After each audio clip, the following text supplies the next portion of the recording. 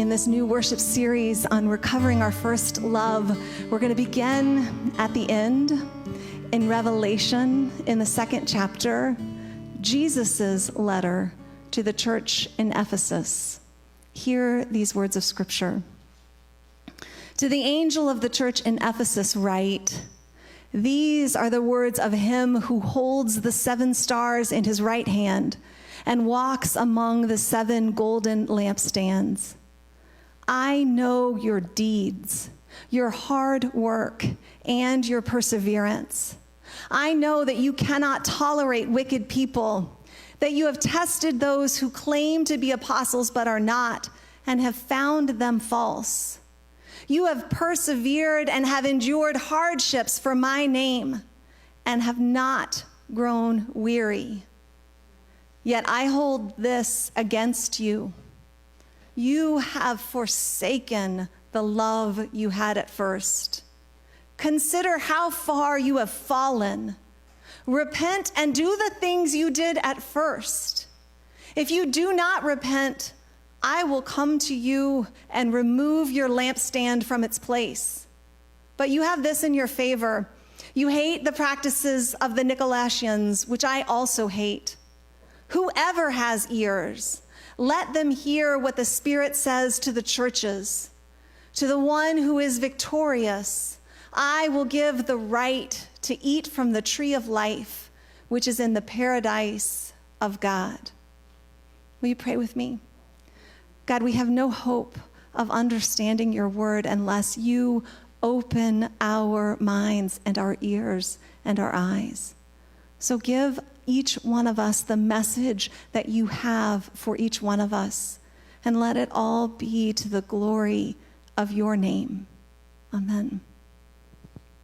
St. John's Revelation is probably the most misunderstood and misused piece of scripture. And since we're talking about the Bible, that's quite an accomplishment.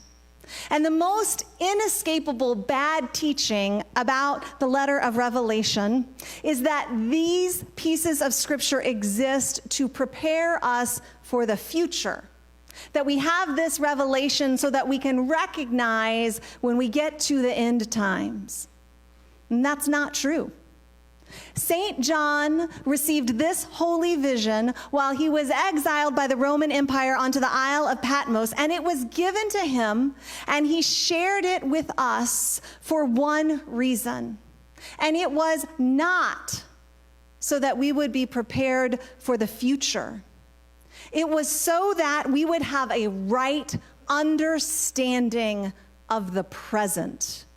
Revelation is about opening our eyes to what is happening now. It's about revealing to us what is real and true and happening all around us, but can only be seen through spiritual eyes. We need this divine revelation to open our understanding to the battle that is happening here and now. Revelation teaches us how to see not the future, but the present. Which is why, then, that the vision starts not with all of those beasts and dragons and celestial battles that come later, but the revelation starts with what is always hardest to see, what is always hardest to accurately perceive, what is almost always hidden to us. And that is, of course, ourselves. So the first thing revealed to John and through him to us is how Jesus sees the church, the churches, us. We can't see those great cosmic battles that Paul was already talking about when he said, my enemy is not with flesh and blood, but with the powers and principalities of evil. We can't see, even though it's true that the world as we know it is passing away. We can't hear, even though it's audible, that all creation is groaning as in labor to bring forth God's newness. So we need a revelation to show us what seems most real isn't. And what seems like a faint, distant dream is what is eternal. On our own, with our minds unrenewed in Christ, we can't see what is good and what is dangerous. We can't tell who is winning and who is losing. And we certainly can't see ourselves. Not well, not accurately. So we start this letter, which is a cosmic revelation, with the letters that Jesus writes to the Spirit in each of the churches. And each letter is meant to be shared with all the other churches, because the early churches, they read one another's mail. Because in God's eyes, there really aren't individual churches. In the eyes of Jesus, there is only one church, which is the body of Christ. And wherever we worship, we are all parts of one another. So this morning, as we step into this long-awaited season of being back at church, we're looking at this first letter to the church in Ephesus to remind us of the real truth, that our work in this season isn't to come back to church. Our work in this season is to come back to our pure, first, all-encompassing love for Jesus. So you should know, if you want to understand this letter, that the city of Ephesus in its time was a huge commercial, cosmopolitan seaport. It is landlocked today, but it wasn't then. Things change. And it was a regional stronghold of the empire, which in that day was Rome, an empire that claimed to be the sole source of peace and power and wisdom, but it wasn't. And at the center of the city in Ephesus, there was a huge temple complex to the goddess Artemis. It was huge and surrounded by elaborate, beautiful gardens that were the seventh wonder of the natural world, and marble statues. And there were also several temples in the city that were dedicated to Caesar. This was a wealthy, religious, important, powerful city that was understood to be the center of all that was good and holy in the ancient world. And unseen by those who prided themselves on knowing and controlling all, unseen, there was a rival temple in that city. It was tucked into back rooms. It was hidden because those who worshiped there still risked death and imprisonment. And the rival temple was this church of Jesus in the city of Ephesus. And it became the mother church of all the churches in Asia. And it would go on growing unseen and unpermitted, but pulsing with life and power and vitality. And it would become the preeminent center of vital Christian life in the centuries to come. In the 2nd century, Christian authors would hold up the church in Ephesus as an example for abiding with integrity in Jesus. And in the 5th century, its depth and integrity and wisdom were such that it held 3 great church councils. Ephesus was the epicenter and the heartbeat of the body of Christ.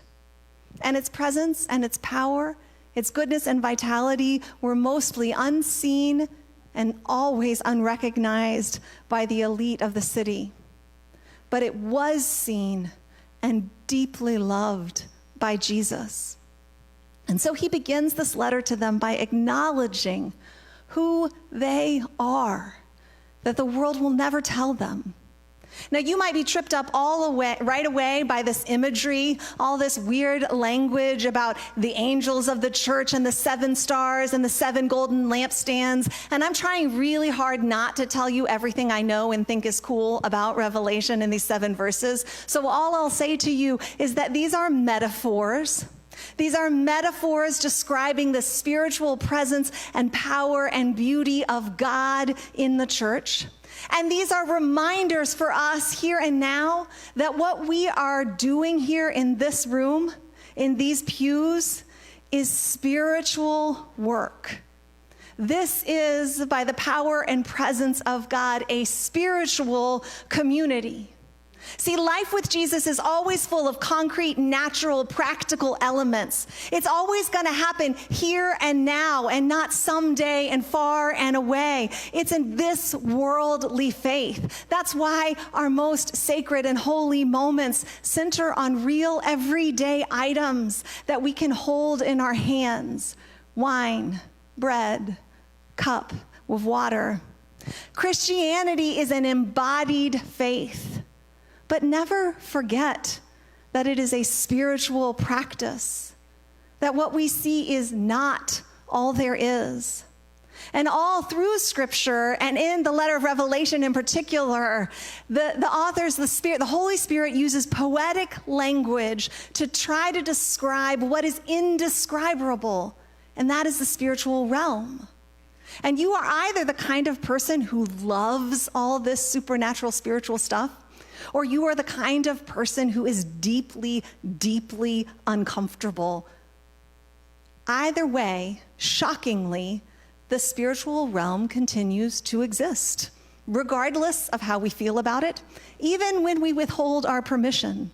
So these opening sentences and imageries testify to the fact that even though lots of days it doesn't seem like it, even when we are not aware of it, in our ordinary churches, God is moving with and among us. The Spirit is transforming us and making us more than we naturally are. The sum will always be gloriously greater than the whole of the parts.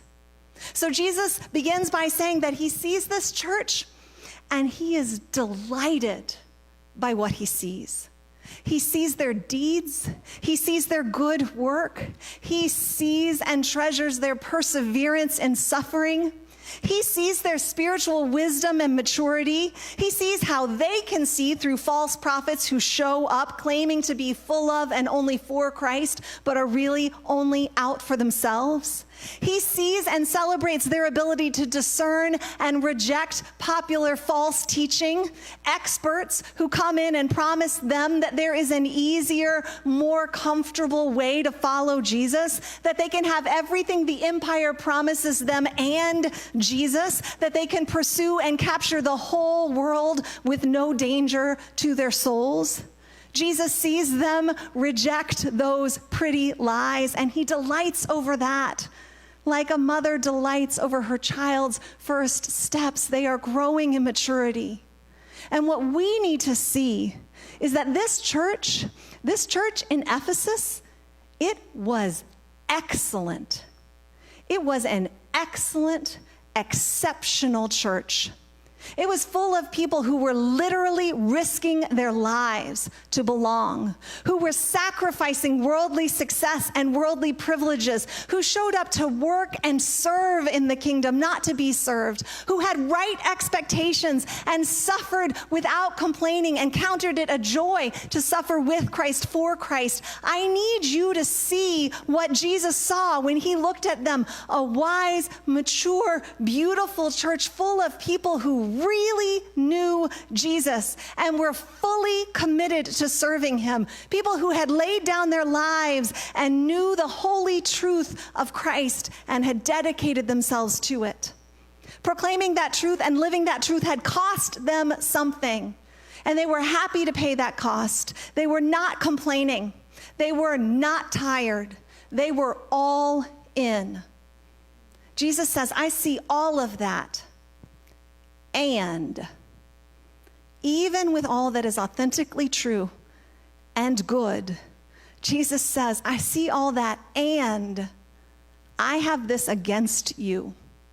You have abandoned your first love, and so you are in danger of losing it all. Praise for their works, their labor, their wisdom, their commitment, their integrity. And Jesus says, I still hold this against you. You've lost your love. You've lost your first love for me, even as you dedicate your life to worshiping me, because real love for Jesus is ever and only expressed in loving others. And in spite of everything else that is true about them, the Ephesian church has lost their love. And love is not a nice to have add-on in the Christian faith. It is an essential. They have become the older brother who labored in the family business without loving or understanding it. They are collectively the resounding gong and the clanging cymbal in 1 Corinthians 13. At the end of the day, all that they're doing without love, it's for nothing. It's sound and fury. These days, church, these days collectively are full of grief and anxiety and fear and pain, buried like landmines all around us. And in our hurry to get back to church, there's a great danger that we too will become like the Ephesians, that we will become so passionate and committed and proud of being about the work of Jesus that we will abandon love to Jesus, which is the only path to life with Jesus. Love of Jesus looks like a free and joyful choice to serve others. But we are in danger of choosing, like the Ephesus church, excellence or efficiency over love. And Jesus says to them, this lack of love that you have, even as you have grown in maturity and wisdom and energy, you've fallen out of grace because you have forsaken love for me, for expertise. I have a friend who has an uncle who is a college engineering professor. And he is infamous among his students for what he tells them on the first day of class. He tells them, there is no partial credit here. If you are working on an elaborate problem or equation, and if you make one tiny little error at the very end, your final calculations will be wrong, and you will not get any credit for everything you did correctly.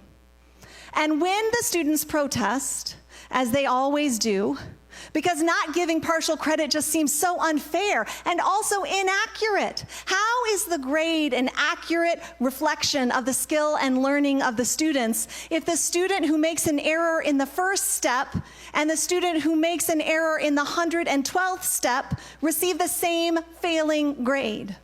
And when they protest, the professor just looks at them and dryly says, do you want to drive over a bridge designed by an engineer who got partial credit? And the answer, of course, is no. If you want to be an engineer, you have to be right. But if you want to be an engineer, you just have to be right. And we, friends, are not engineers. So we have to be more than right. We have to be full of love and always repenting and returning to love, because we aren't building a bridge. God is building a community in and through us and out of us. And so we have to be about God's love first, last, and always. And church, we have an enemy who is shrewd and unrelenting. And the enemy of our souls knows that we can't be tempted away from Jesus by a call to do evil, but we can so effectively be lured away from Jesus by the siren song of being right. The great threat of the Christian life, the great danger of spiritual growth, is that we will become so consumed with being right and being obedient and so serious about orthodoxy and orthopraxy that we will lose the primary thread altogether, and that is love. The church in Ephesus, they were busy, busy, busy. They were impressive, impressive, impressive. They were right all day long and twice on Sunday, but they had grown beyond love.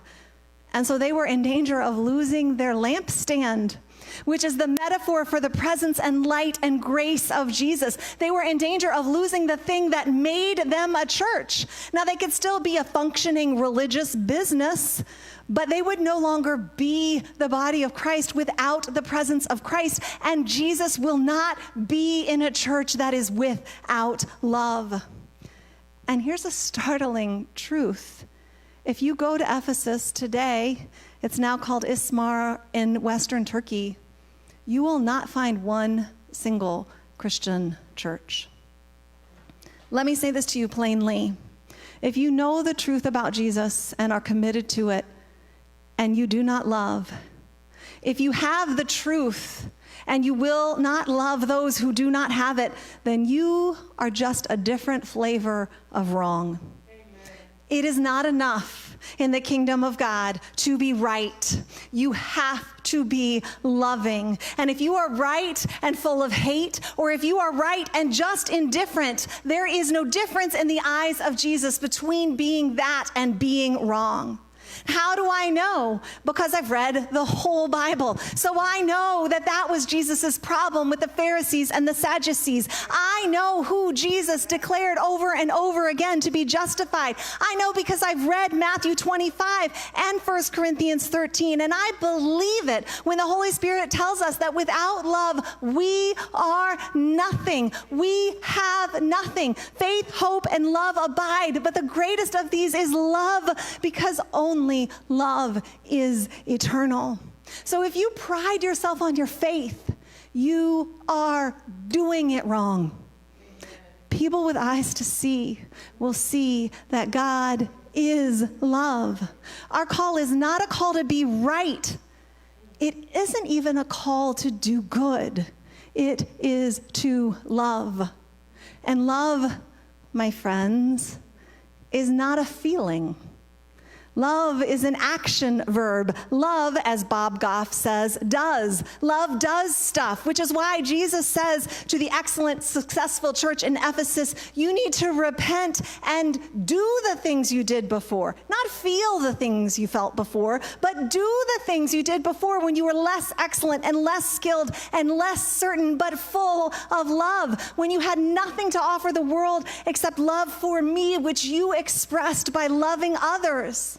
And these are the actions of those who love God.